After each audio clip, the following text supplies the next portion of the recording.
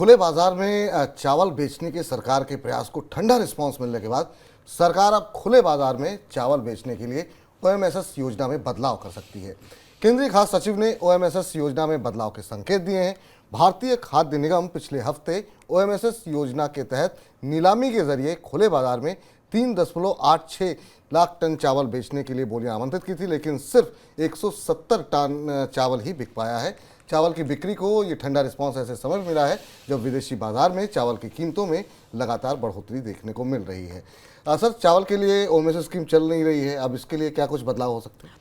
फिलहाल अभी तो ओएमएसएस स्कीम में जो व्यवहारिक बदलाव थे जिसमें दिखाई दे रहा था कि ओपन मार्केट में चावल नहीं बिक रहा है, पर एक दिलचस्प स्थिति दिख रही है। राज्य सरकारें केंद्र से चावल मांग रही हैं अपनी वितरण के लिए, लेकिन केंद्र सरकार राज्यों को चावल फिलहाल देने की बात नहीं कर रही है, बल्कि खुले बाजार में अनाज की योजना जिसको समर्थन नहीं मिल रहा है, केवल 170 टन चावल बेचा गया है, कीमतें कम करने की संभावना कम दिखाई देती है।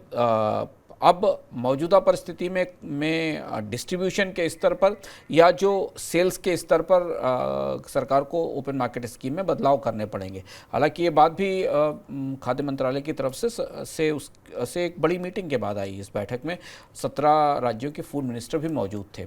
अब जहां सरकार ने कहा कि उसे अपना बफर स्टॉक मेंटेन करना जरूरी है, यानी जो सुरक्षित अनाज भंडार है उसे बनाना ज़रूरी है, लेकिन अगर खुले बाजार में अनाज के ग्राहक या चावल के ग्राहक नहीं मिल रहे हैं तो इसे राज्य सरकारों को भी देने पर सरकार को सोचना चाहिए, क्योंकि कई राज्य सरकारें मांग रही हैं इस समय केंद्र सरकार से चावल।